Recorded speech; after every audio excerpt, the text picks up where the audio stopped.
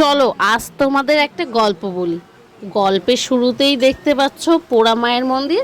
হ্যাঁ, যারা জানো না এই পোড়া মায়ের মন্দির তারা খুব কম সংখ্যকই মানুষ আছে, কারণ নবদ্বীপের এই যে পোড়া মাতালা, এটা একটা শ্রীধামের মতো। অনেক জাগ্রত, অনেক মানুষ আছে, এদেশ ওদেশ অনেক জায়গা থেকে আসে। কিন্তু কিভাবে আসতে হয়, টোটো ছাড়া, রিক্সা ছাড়া, গাড়ি ছাড়া হেঁটেই তুমি পোড়া মাতালায় যেতে পারবে, সেটাই আজকে তোমাদের দেখাবো। নবদ্বীপ ধামে আসতে গেলে কৃষ্ণনগর থেকে যদি কেউ আসতে চাও, অবশ্যই তাকে গঙ্গা পার হতে হবে। আর গঙ্গা পার হয়ে এরকম সোজা চলে আসতে হবে নন্দলাল শ্যামলালের পাশের যে ডান দিক যাবৎ রাস্তা, সেদিক। কারণ এই মোড়টার নাম আমি জানি না, তাই বলতে পারলাম না। তোমরা যদি জেনে থাকো অবশ্যই কমেন্ট বক্সে জান। তারপরে বাঁ হাতের যে রাস্তাটা যাচ্ছে পোড়ামাতলার দিকে, সেটা যাবে, কারণ ওটা থানার দিকে যাচ্ছে। আর আমাদের পোড়ামাতলা মন্দিরে মঙ্গলবার শনিবার খুব বেশি পুজো হয়, প্রতিদিনই পুজো হয়, কিন্তু মঙ্গলবারে যেহেতু আমি পুজো দিতে গেছিলাম আর সেদিন উল্টো রথ ছিল, তাই দোকানপাট আমাদের নবদ্বীপে মঙ্গলবারে বন্ধ থাকে। আর সেই দিনেই নার্সারি বা আরও অনেক জায়গা থেকে গাছপালাও বিক্রি হয়, যেটা অনেক মানুষ নিতে আসে আর জানাও আছে। তো যারা জানো না তাদেরকে বলে দিলাম। আর আমি যেহেতু মঙ্গলবারে পুজো দিতে এসেছি, যেমন হারে বৃষ্টি ছিল সেইভাবেই একটা ভালো দিন ছিল, উল্টো রথ ছিল, তাই প্রচুর ভিড় ছিল মন্দিরে। এই দিক থেকে ঢুকছিল, ওই দিক থেকে ঢুকছিল, তাই আমি সময় কোনো মতেই ব্যয় না করে আমি একটা মালা আর এক ঘটি গঙ্গার জল নিয়ে চলে গেছিলাম মহাদেবের মন্দিরে। তোমরা কি এই মহাদেবের মন্দিরে আগে এসেছো? আশা করি আসতেই পারো, কারণ মহাদেবের মন্দিরে তো আসতেই হবে।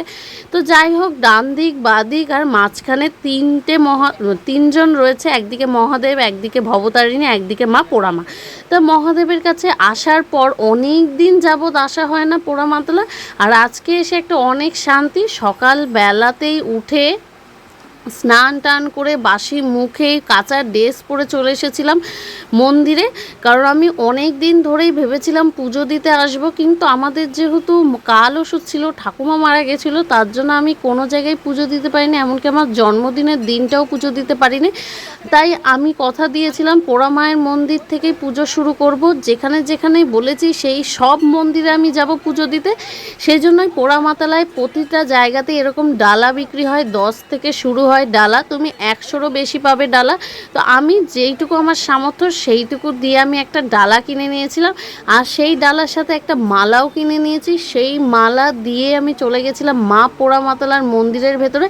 আর তুমি যদি ডালা নাও দিতে চাও, একটা অবশ্যই মালা কিনে নিতে পারবে, মালার দাম মাত্র 10 টাকা। সেই মালাও পোড়া মাতাকে দিতে পারো, কারণ পোড়া মাতালার সব থেকে বিশেষ জিনিসই হচ্ছে জবার মালা, তাই জবার মালা তোমাকে দিতেই হবে। আর আমি কিছু বেলপাতা আর ফুল নিয়ে এসেছিলাম, সেটাও ওই পুরোহিতকে দিয়েছিলাম। আর আমি আমার নাম আর গোত্রও তাকে বলেছিলাম। আর দক্ষিণা হিসেবে যেটুকু দিয়েছিলাম সেটা খুবই সামান্য, তাই আর তোমাদের বললাম না। তো অনেক দিন পর পোড়ামাতলায় এসে পুজো দিয়ে একটা শান্তি আসলো সকাল সকাল। আর প্রচুর পরিমাণে বৃষ্টি হচ্ছিল উল্টো রথে। তো পোড়া মাকে তো দেখলাম কাছ থেকে প্রচুর ভিড়ের মাঝখানে, তোমাদেরকেও একবার আমি ঘুরিয়ে দেখাই, চলো। আর যে ওখানে ধূপকাঠি আর মোমবাতি দেয়, সেটা এইখানটায় এসেই জ্বালাতে হয়। কেউ ভেতরে জ্বালায়, তারা ভুল করে, আগুন ধরে যাওয়ার সম্ভাবনা রয়েছে, তাই এখানেই জ্বালাতে হয়। আর এর যে সামনের মন্দিরটা দেখতে পারলে, ওইটাই হচ্ছে মা ভবতারিণীর মন্দির। চলো তোমাদেরকেও একটু কাছ থেকে ভালো করে দেখাই। প্রচুর পরিমাণে বৃষ্টি হচ্ছিল, ভবতারিণীর মন্দির থেকে আমি তাড়াতাড়ি করে আরতি করেই চলে এসেছিলাম মা পোড়া মায়ের পেছন দিকে। এই পেছন দিকে অনেকে মানত করে থাকে, তাই তারা এই ফুলের মালা বেঁধে দিয়ে যায়। আমি কখনো করিনি, কিন্তু আমি মন থেকে অনেক কিছু চেয়েছি, পেয়েছি, তাই পোড়ামাতলায় পুজো দিই। আর এই পোড়ামাতলায় পুজো দেওয়ার কোনো আমার সময় কমায় নেই, আমার যখনই ভালো লাগে তখনই আসি। বিশেষ করে আমি আমার জন্মদিন বা কোনো বিপদে পড়ি তখনই হয়তো আসি। কিন্তু হ্যাঁ, নবদ্বীপে থাকি ঠিক আছে, নবদ্বীপের জন্ম, কিন্তু নবদ্বীপের কোনো মঠ মন্দিরে যাই বা না যাই, পোড়ামাতলায় অবশ্যই আসি। আর যাওয়ার আগে ভবতারিণী মাকেও একটা মালা দিয়ে নমস্কার করে গেছিলাম, যাতে শরীর সুস্থ থাকে, পরিবারের সকলে ভালো থাকে, এটা বলেই আজকের ভিডিও। শেষ করতে চাই। তো তোমরা যদি আসতে চাও যেমনভাবে আমি বললাম সেভাবেই আসতে পারো, কোনো খরচা লাগবে না। বড়ালঘাট থেকে সোজা ডান দিক ধরে চলে আসবে, কোনো অসুবিধা নেই। বৃষ্টি যে হারে পড়ছিল, আজকের মতো ভিডিওটা এখানেই শেষ করলাম। সকলে ভালো থেকো, সুস্থ থেকো আর পাশে থেকো। আর যদি এখনও আমার পেজটাকে সাবস্ক্রাইব না করে থাকো অবশ্যই পেজটাকে সাবস্ক্রাইব করে দিও। আর যারা যারা কোথার থেকে ভিডিও দেখছো অবশ্যই কমেন্ট বক্সে জানিও। সকলে ভালো থেকো, সুস্থ থেকো। আর মা পোড়ামাতলার অনেক পুরনো মন্দিরটাও তোমাদের সাথে শেয়ার করে দিলাম। ভালো থেকো সকলে।